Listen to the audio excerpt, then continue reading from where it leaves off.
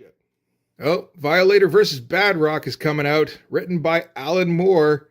Drawn by fucking somebody. Are they waltzing here?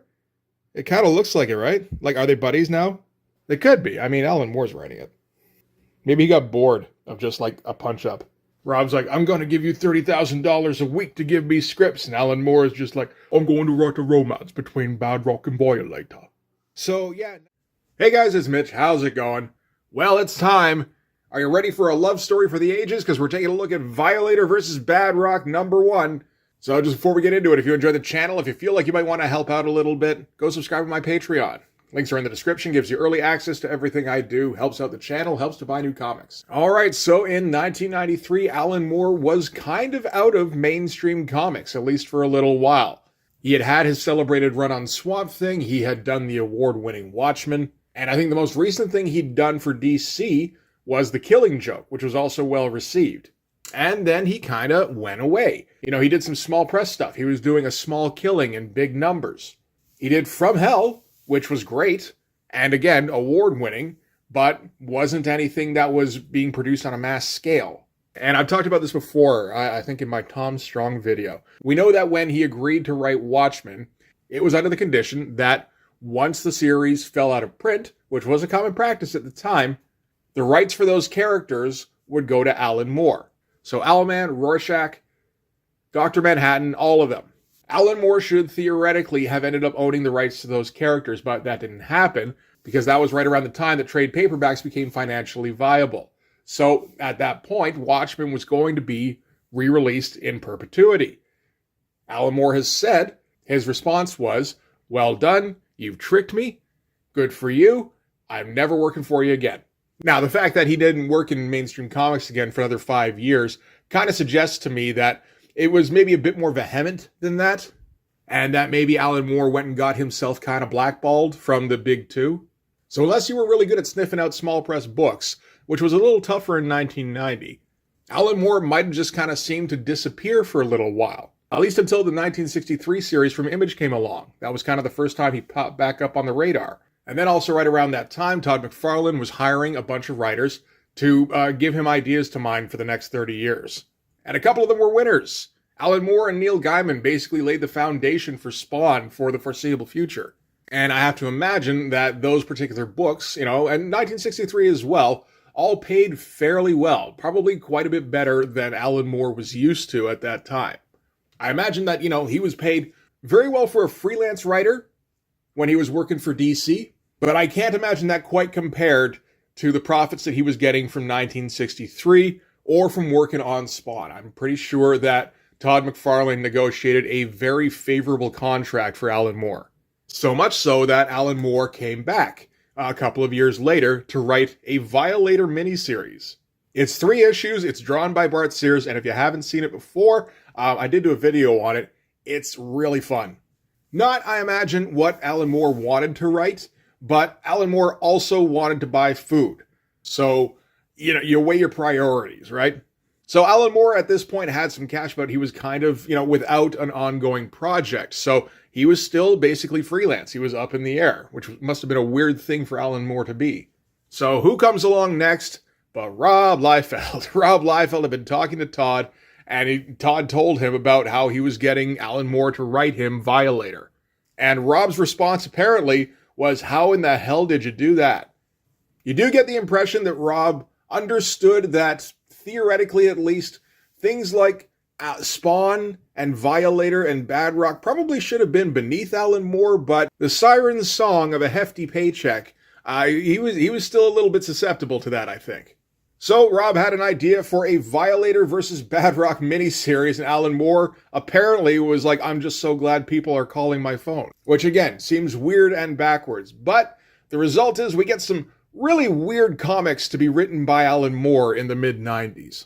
So, without further ado, let's get into this. We can start, I suppose, with the cover. What did we expect? Rob Liefeld's Rob is always going to draw most of the covers for the properties that he owns, because he understands that by putting a Rob Liefeld cover on a book, even if the contents of the book are kind of shit, it will still boost sales. There are issues of Brigade Rob Liefeld did not draw any interiors on that somehow got print runs of like 600, 700,000 copies. So we're at the point here where like Rob doesn't even try very hard when it comes to these things because he understands all he has to do is draw something that looks like a Liefeld cover. And people will order that shit in droves. So we get a very standard BADROCK pose. This is, of course, there's two covers to Violator BADROCK, which I mean was a success. Which is still a successful ploy. Like, it's the successful ploy for selling big numbers on covers. So we get a BADROCK cover and a Violator cover. And I mean, that's all Rob drew, plus some rubble underneath them. We know for a fact that he didn't draw that shit behind them. So, I mean, you know, there's not even really anything to talk about on this. We can just get right into it, I think. All right. So, writer Alan Moore. And that's where all the good news ends. Penciler Brian Denham. I'm not going to say anything particularly bad about Brian Denham. I have no idea who Brian Denham is. He's not great in this, but, you know, there's worse. Inker Jonathan Sabal, probably one of my least favorite Liefeld inkers. Letters Bill Oakley. I think that's pretty good at least. And edited by Eric Stevenson. Once again, always worth a chuckle. Eric Stevenson is going to tell Alan Moore if the things that he's written are good. All right, so we're going to start things off here. There isn't much to know about the Violator in 1995, other than that he's got some kind of war on the mob going on. I mean, there's also the stuff that came up in the Violator miniseries with the 5 Fleabag brothers, and I suppose the fact that he set the template for what we call dragons. That's everything that there was on the table about Violator in 95. So we're starting out with a mobster who's getting moved to Rikers tonight. This is Vito Fantucci, apparently, and it's been made very public that he's being put on the move.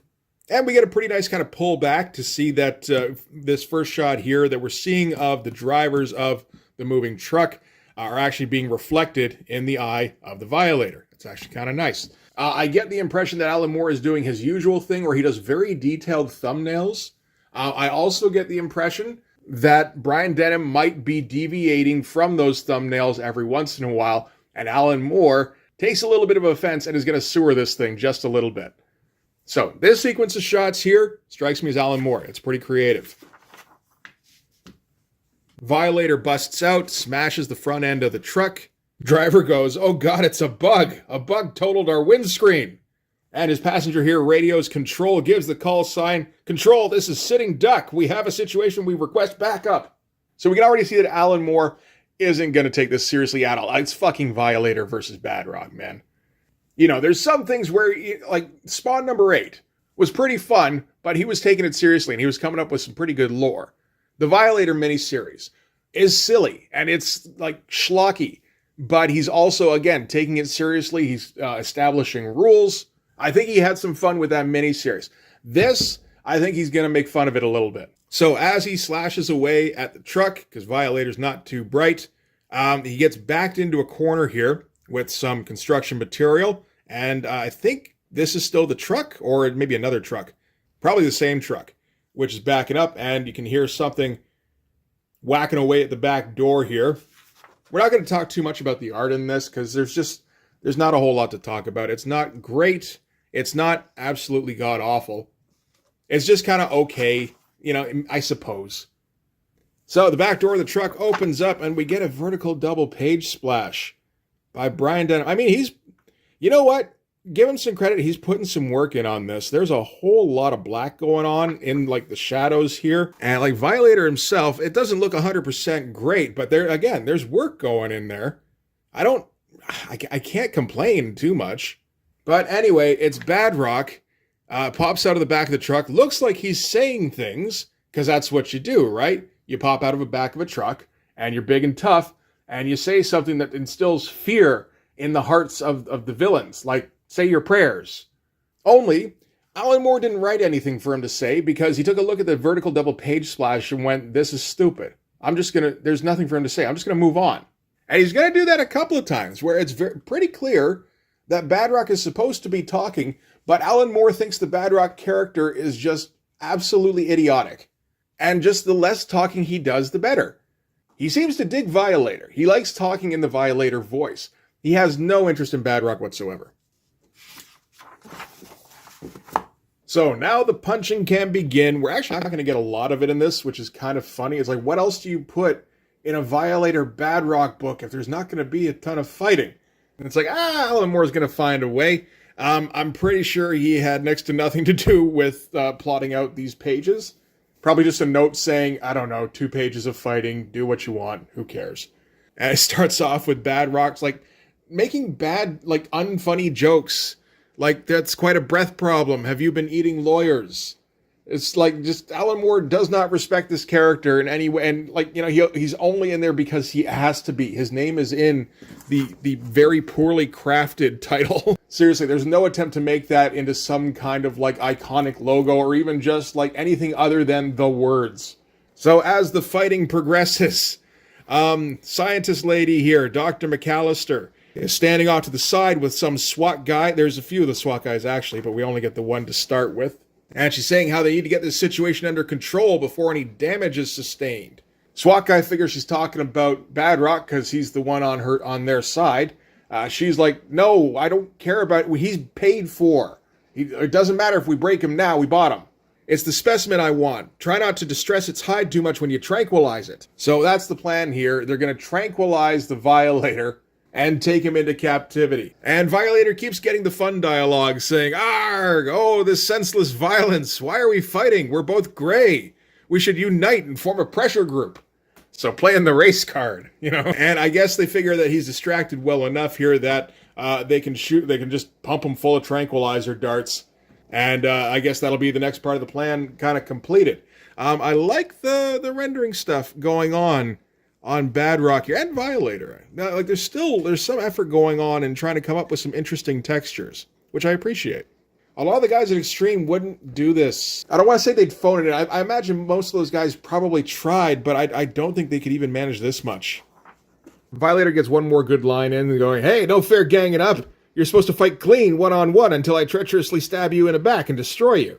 That's what Spawn would have done." And BADROCK punches him one more time. It was the punch of victory. And I guess with all the tranquilizers in him, Violator is now out cold. So they hoist him up with a couple of helicopters. Ugh, that doesn't look great at all, but oh well. At least he drew it, I guess. And they're going to take him to some kind of institute. This is in Washington somewhere. This is the Whiteside Parsons Institute, which sounds like an inside joke of some kind, but I'm not sure what it is. As they're walking in, Dr. McAllister calls him Mr. Rock, which BADROCK replies, "Oh, please, call me Bad." And we learn what the Institute's about. It's named after celebrated rocket scientist and occultist John Whiteside Parsons, and it examines the interface between science and the paranormal.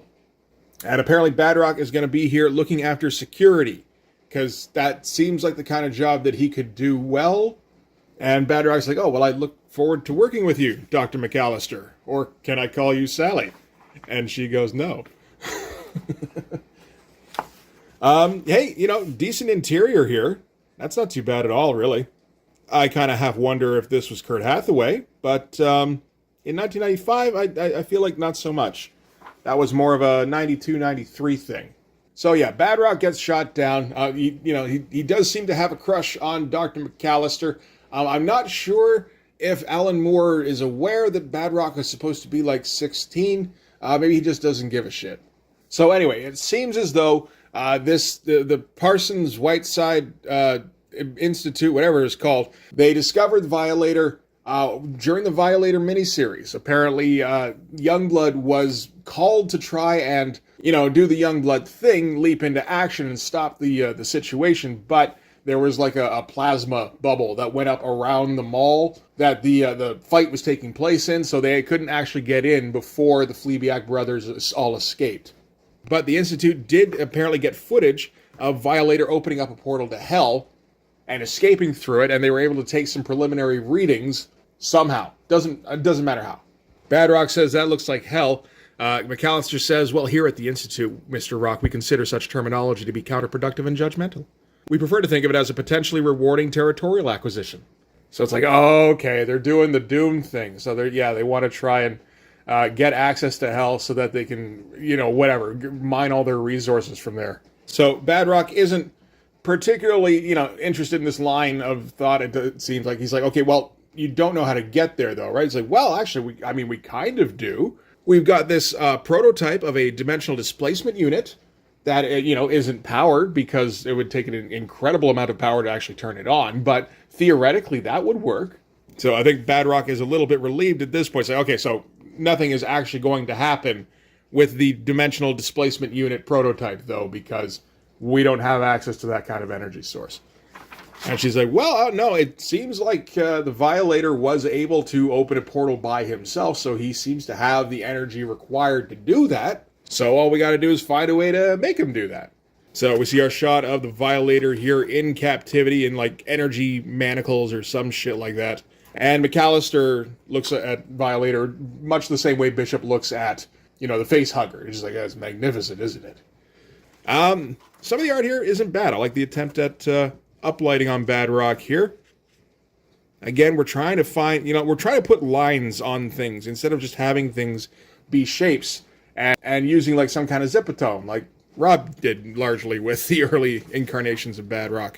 But, okay, on to the next page here as BADROCK receives his new uniform in the mail. This is a kind of a weird page.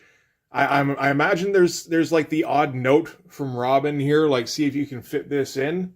So like I like the bunny ears that Chap Yape's been doing, so I came up with a bunny ear costume for BADROCK.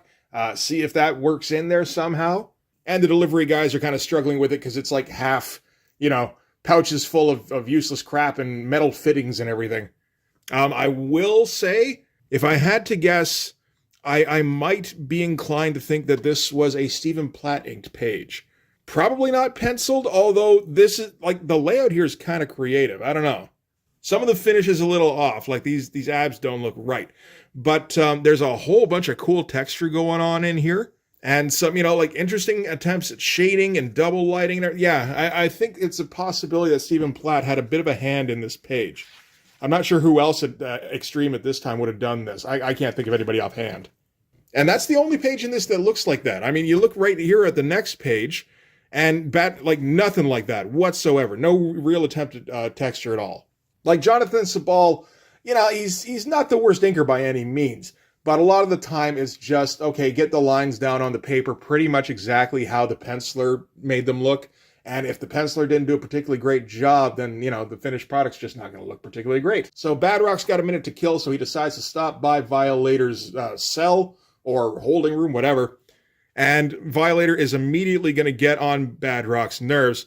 Starts in by going, oh boy, I'm in trouble now. I'm all in chains, and here it comes, all big and brutal and dominating. It's a sex thing, isn't it? So my predictions about this series are coming true. And again, it looks like BADROCK is supposed to speak here, but no, Alan Moore's not going to bother with that shit. He's just going to keep having Violator ramble on.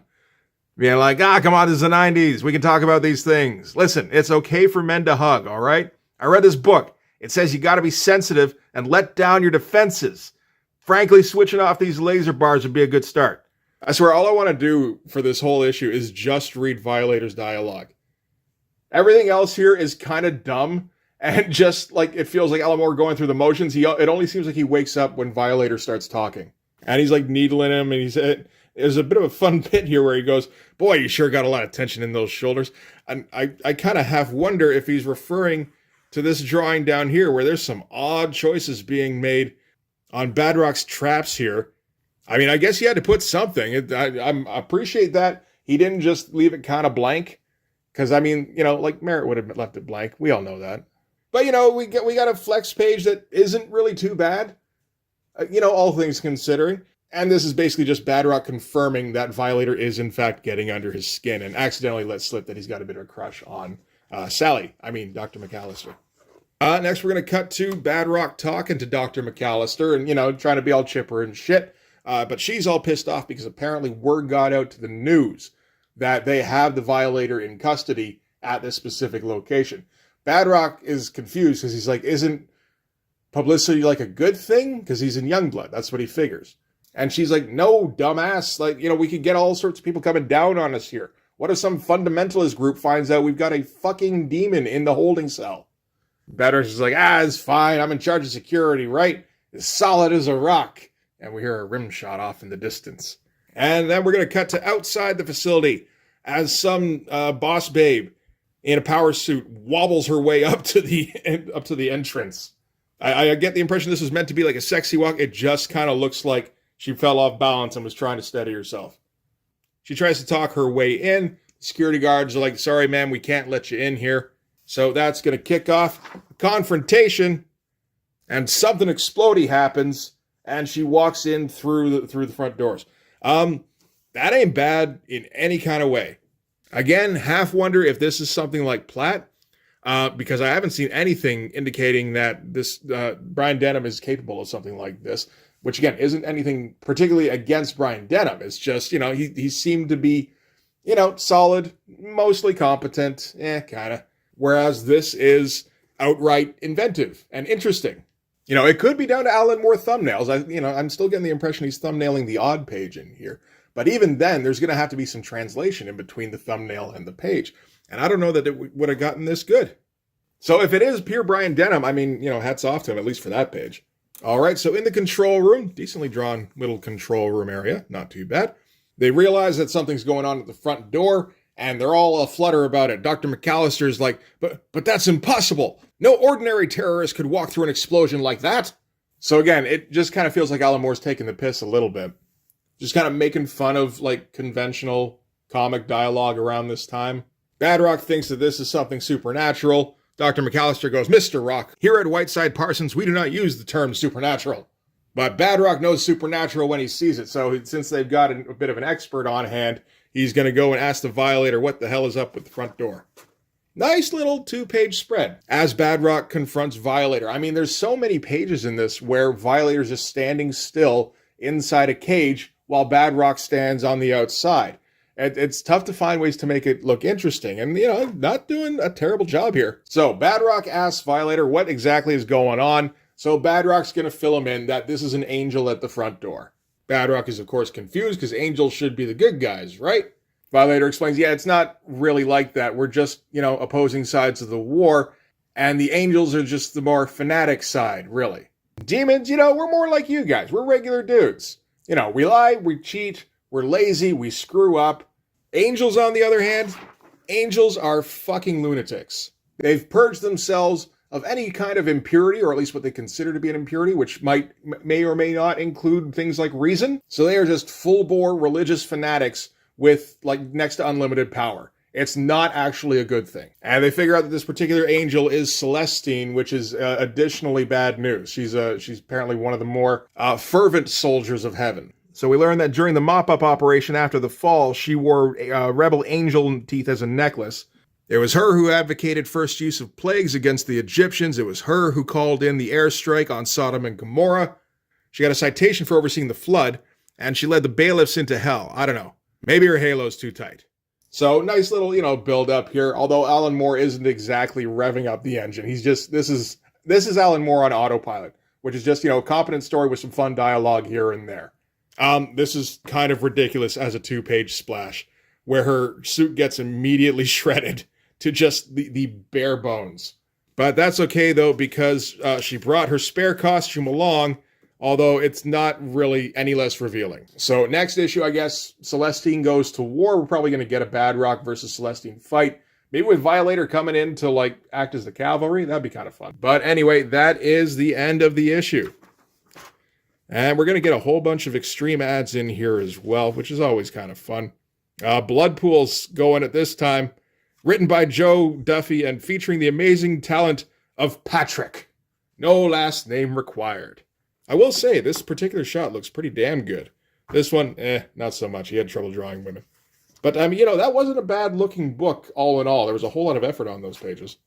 We also get a little bit of an ad for profit, because this is the new #1 coming out, where we actually get to see some black and white Stephen Platt art. That's not something you see very often. In fact, I'm not even sure if this particular panel was in the comic. It's a nice one. I kind of hope it made it in there. But, that's some pretty nice-looking stuff, Berserkers by Dan Fraga. Pretty good pose here, at least. His guys look a whole lot less stiff than they did when he was drawing Bloodstrike.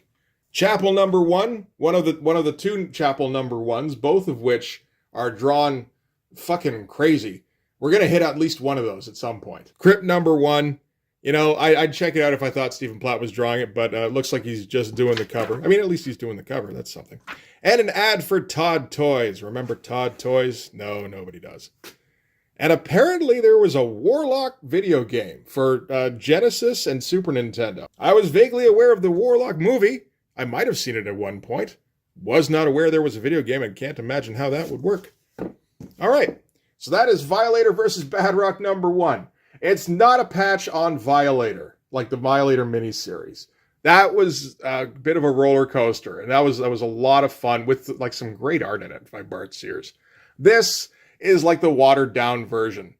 I think Alan Moore's maybe a little afraid that this is going to be his lot in life going forward, and he might be succumbing to despair a little bit. But there's still some fun stuff in here. It's mostly Violator's dialogue, but you know, anytime Alan Moore does this work for hire stuff on just regular superhero titles, it just turns into schlock, which is not a bad thing at all. He didn't bother making Badrock interesting, but, you know, that's okay, because I don't think you can really do that. So just put in a guy who runs his mouth constantly and says funny shit, put in a collection of weirdos around him, put in the bare bones of a storyline, because, I mean, there really isn't much in the way of plot development in this comic. But it's enough to get through it. I mean, you know, Extreme put out way worse shit than this in 1995. You know, I doubt Alan Moore looks back on this particularly fondly, but it's a fun enough little book that you don't mind plunking down $3 for. That being said, I am going to be reviewing another issue of Supreme again soon. So, I mean, you see the difference there between a book Alan Moore wants to write and one he feels he has to write to get some cash. But that's in a future episode. For this one anyway, that's going to do it. Thanks very much for watching. If you like this video, please hit like, hit subscribe, hit the notifications so you know when the next one's coming out. Go over and subscribe on my Patreon. Gives you early access to everything I do, from the Blood Force stuff to the YouTube videos before they get uploaded to YouTube, as well as some Patreon exclusive content. You can also follow me on Instagram and DM me there for commissions, and you can join the Blood Force Discord server. But yeah, that's going to do it. Thanks again for watching, guys. I'll see you in the next one. Bye-bye.